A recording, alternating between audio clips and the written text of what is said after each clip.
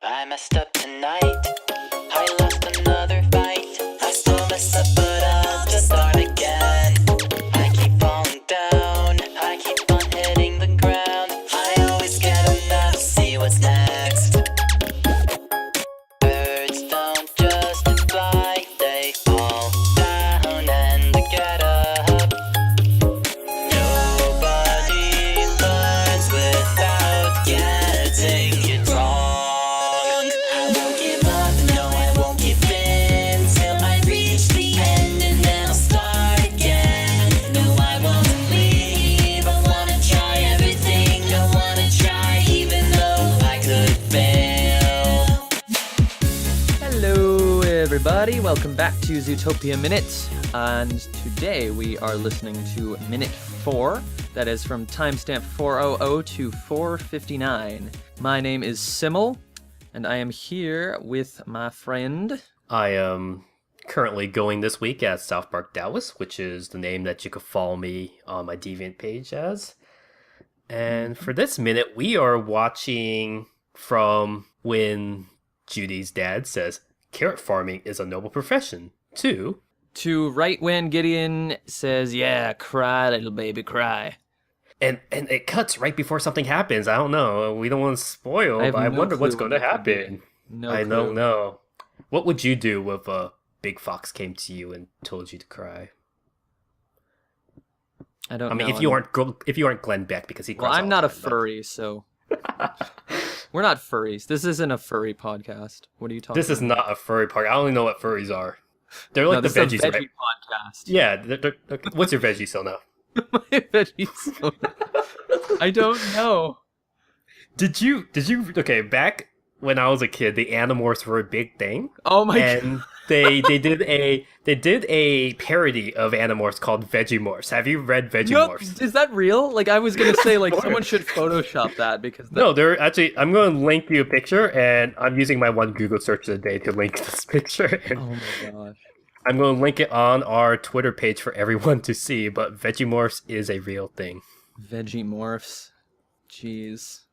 All right. So while I look for Veggie-morphs, what's the most memorable thing about this minute for you?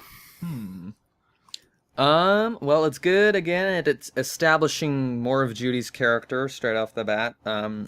She sees that Gideon is up to no good, and she wants to go make sure everything's chill back there. So the way they frame it is that it's kind of as if she's already acting as a cop in this scenario. Like, Gideon is some sort of baddie. She's role-playing. Yeah, starting to make trouble in the neighborhood. So she's got to go save the day, and it's kind of setting up her character for that. That's her aspiration, so she's kind of trying it out. Well, this is what my old roommates would call live-action roleplay. Yeah, there you go. They're LARPing. This is the LARPing episode. This is the LARP episode. All right, and I just linked you some pictures of the variant covers of Veggie-morphs, and also Animorphs was parody in the TV show Arthur as Veggie-morphs as well. The Fungus Among Us. Oh my gosh, this is real? This is real. Is this the same author? No, it's a different author, of course. Okay, Why so would it an was author write parody of her own? She couldn't even finish her own series. She had to and have just the a author. ghostwriter. She had to have her ghostwriter to do it all. That's another thing we could do, a Animorphs podcast. I don't know. This would be a good way to get kids to eat their vegetables, maybe. What? How would it be good? Veggie-morphs? I don't know. I mean, that would make you scared no, because you're afraid you're eating a human that transformed into a vegetable, or Veggie-Tales, the show. Yes. Originally, the concept was that it was like talking candy bars or something. And they were like, well, I mean, if we're going to show this to kids, maybe we should make it vegetables, to encourage them to And eat Christian. more vegetables. But I was always thinking, like, okay, but like, if I watch Veggie-Tales, am I going to want to eat that cucumber and that tomato? Like, that's Bob and Larry. doesn't it make you want to pray to Jesus more? The vegetables, yes. Yes. Give me my Christian vegetables. Okay, so speaking of vegetables, lambs are not vegetables, and we see lamb characters. Yeah, we were saying last episode, we weren't sure what the demographics of this town were. We know it's pretty much got to be like 90% bunny, at least. That was a bad trail off from vegetables to lambs. I'm just thinking of I'm thinking of a dish I had at Universal Studios at the Harry Potter world that was a lamb and Guinness stew, and I'm just thinking, when I think of carrots, I think of the carrots in that stew, and they had lamb in there, so lambs and carrots. Carrots are good. Except the thing, vegetables are good, but I'm one of those people that mostly, like, I only really like raw vegetables. Cooked vegetables are okay sometimes, but most of the time, like, I'll always eat a raw vegetable. I sometimes don't want to eat the same vegetable if it's cooked, depending on how it's cooked, because it just loses its texture, you know? It all becomes kind of I mushy actually and... tend to like it sauteed more. Like, I love steamed broccoli, and I love, like, fried broccoli. Right, if something is, like, fried or, like, stir-fried or something, fine. I just don't really like steamed vegetables because it all just tastes like water. And I don't know. I've just never really been a fan. What's, I guess, tying it into what we're watching, actually when I was living in Maryland, I went to the Maryland State Fair, and in one of the pavilions we were at, there was a person who was demonstrating, I guess, a fancy pot that could steam vegetables without water. And because of that, it doesn't lose any of the rich nutrients that are normally boiled off with the water. What's the steam come from? I don't know. It was like the weirdest necessary component of steam, I'm pretty sure. All I know is I see this group of people at almost every single Maryland State Fair, and I think I see them at the California State Fair too. I haven't checked out Texas fairs yet, but there's always people like that. Sounds like an as-seen on TV product, like some weird bowl that steams. Well, apparently this company's been around for 97 years or something. No. So anyways, we have our fox, and I don't know if it's just me. When I like stories, I like stories of characters who do seem realistic and can happen naturally. They made Gideon very, very aggressive. I think more aggressive than a kid of course they're animals, but a human kid his age would act. I mean, how old is he? He's definitely a little older than Judy is, right? I don't know if it's super clear in the movie. You think he's going to be a villain later? We'll see, I guess. But I'm wondering, like, what do you think? Is he, like, actually supposed to be a little bit older than Judy? Well, because, okay, as a biologist, I know that animals age differently. So it's very hard for me to... It's going to be hard for me to think, oh, these are supposed to be... I had to correspond these to human ages. Right, I think the idea is that everyone's lifespan has... Like, they're all different animals, but I feel like they probably all kind of age at the same rate. You think it's a dystopian future where everyone dies at the same age? No, it's a Zootopian future. Ah, damn it. Okay. Okay, well, if we're playing with the social commentary aspect of the movie, Gideon's supposed to be... Who's he? He's... Okay, because... They tried to make the animals, I guess the predators are supposed to be like the token minority of this world. Sure. Yet they made Gideon more like a hillbilly. Very, very like, what's that movie that's like squeal like a pig? I don't know. It's that famous movie because it has a banjo scene at the beginning. Okay, I'll think of it later. You've lost me. I don't know. But he... Look, he does seem like a hillbilly, but also he seems more aggressive than he probably should. The Deliverance, that's it. The movie's Deliverance. You don't remember? Squeal, little piggy, squeal, or something like that. I've never seen the movie. I only know it through South Park. Right. Okay, so we see Gideon, and we see his sidekick, Travis the Weasel. And it just gets me thinking again, why are Weasels always the bad guys in all these movies? Like, I know Weasel is like Weasley and stuff, but you never really see a good Weasel. Like, you look at Robin Hood, you look at this, you look at the movie Food Fight, and the Weasel was kind of a bad guy, so... Yeah, that's actually... I mean, it's interesting that they use a fox and a weasel, too, because I feel like that's kind of... It's a reflection of the common trope, where you have, you know, if there's a group of troublemakers, the leader is always kind of brash and brazen and kind of big-headed, and that's sort of what a fox can be, right? And then the weasel is weaselly, right? Kind of scheming and like in the corner and manic and weird like that. Like that's a very old archetypal sort of image of, you know, that iconic group of troublemakers. So it's cool to see them bring that back again this way. I don't know. After seeing this fox, dude, how are we going to trust the main character, Nick, after seeing how this fox acts? I don't know. I don't know. This one bad experience with this guy is making me think they're all rotten to the core. Now you just You know sound what like I'm my old saying. podcast partner.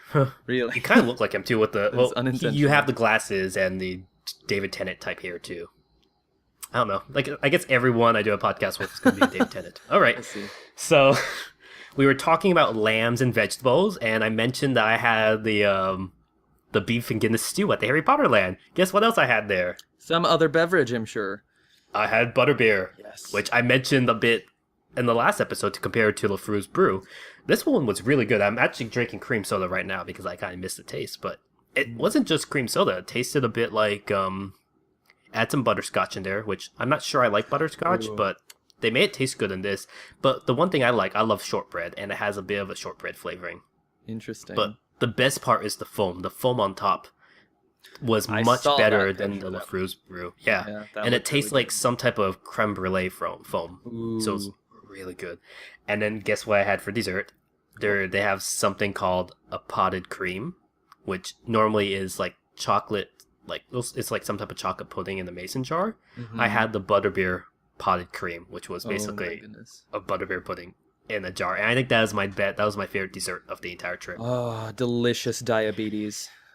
It was, but it's a vacation. Uh-huh, And might as well. the other drink that I had in Universal Studios was I went to the Simpsons area in a Right. place that they made it look like Springfield. Actually, they made it look like Krusty Land, which was funny. Oh, what's even funnier is the gift shop. I think there was one Simpsons episode where Bart was going to an amusement park gift shop looking for a keychain with his name on it. Mhm. And he's like, "Where is Bart?" And he keeps on finding Bort. Bort. It's like, oh, my who is son's name named is also Bort. Yeah. yeah, I've seen that. And then they made a joke, "Oh, we ran out of Bort keychains." So if you go to the Simpsons area and you look at the keychains, you'll find Bort. like 2 rows of keychains that says Bort. Like, I love that Now, attention that's to detail. dedication. Yeah, Yes. attention to detail right there. That's something I can appreciate. Very nicely Okay. done, Universal Studios. And so I actually went to Moe's Tavern, Mhm. and guess what I got at Moe's Tavern? A Flamin' Mo. I got a Flaming Moe. And did it actually contain cough syrup? It did not. Well, actually, it tasted a lot like Mountain Dew Livewire, the orange Mountain Dew. They're just straight up Um, selling lean at this What- point. What's weird is it comes with a glass that I have as a souvenir. The glass has a compartment underneath it that has dry ice, so it Oh, so it all consistently bubbles has and foams. yes, it bubbles up. And I don't know, for $9, it's just a small little drink for $9. But I think the amusement of seeing it all bubbling and smoking was really really cool. I mean, were any of these actually alcoholic? No, but Oh, what they the did actually. Both the Harry Potter world and Simpsons world had alcoholic drinks. Of course, in the Simpsons world, they had Duff beer, Uh-huh. which my friend got, and I tried a sip of it, and it was very, very hoppy. And that was actual beer, though. It was actual beer. Okay, that's cool. And it was Um, super hoppy? What, like an yeah. IPA or? Yeah, well, what happened is I think Orlando, all their alcoholic drinks is brewed from specifically for them by an Orlando company. They brew it specifically for Universal Studios. And I think Harry Potter World has some alcoholic drinks, but I didn't have a chance to try any. Well, I mean, it's funny that you say it was so hoppy because Duff beer in the Simpsons universe, I think, is supposed to portray. It's supposed to be the equivalent of like Bud Light or something, you know, like the really cheap, like not very good, but like it'll always work in a pinch, you know, kind of Maybe. thing. Which is, you know, that kind of thing. Those kind of light beers are not typically super hoppy, so I That's didn't kind of try there was a Duff Light. I did not try that, but I heard the Duff Light is better than the regular Duff. interesting. And actually, what was interesting was they had Buzz Cola, which Oh, nice. I guess the energy drink from the show. But I heard it's like one of the worst reviewed of theme park drinks because it's basically Coke Zero with some cherry flavored grenadine in it. Oh, that's So I did not have a chance to try that, but I did try the Ribwich, which was really good. well. A friend and me came up with a butterbeer cocktail. I mean, it's not even really much of a cocktail. It's more like con swill, and people that go to conventions and drink at conventions will know what that means. But Okay. and that's just Dr. Pepper and butterscotch schnapps, which is dangerous because you can't really taste the alcohol. And I mean, it's not a whole lot of it, but it's decent. It's decent. It'll get you there if you have a bit of it. But it's very, very sweet, and that was just what we called butterbeer because it was very reminiscent of what that would probably taste like. And you mentioned that this one had some sort of butterscotch flavoring in it as well, so cool. Sounds All right. So speaking of rib witches, tasty farm animals we're looking at. Best segue ever. Perfect. Speaking of ribs, vegetables. Okay. Even though the bullies are like mean, they're still adorable. And like I like when Gideon calls DNA Dana, or that animal instinct is in our dinner. Pretty sure it's called DNA. The lambs are a bit timid, which no. I'm guessing all the lamb characters in this movie and all the lambs and sheep are going to be very timid. So something to look forward to. See, now that brings up an interesting thought because I think a lot of this movie is about animals, yes. Yes, but also looking past appearances, not judging a book by its cover. But at the same time, Disney definitely plays off of those animal stereotypes, right? Like, so, on one hand, they're saying a bunny can be anything, but also this town filled with bunnies is going to have a rapidly increasing population. Jokes like that, So...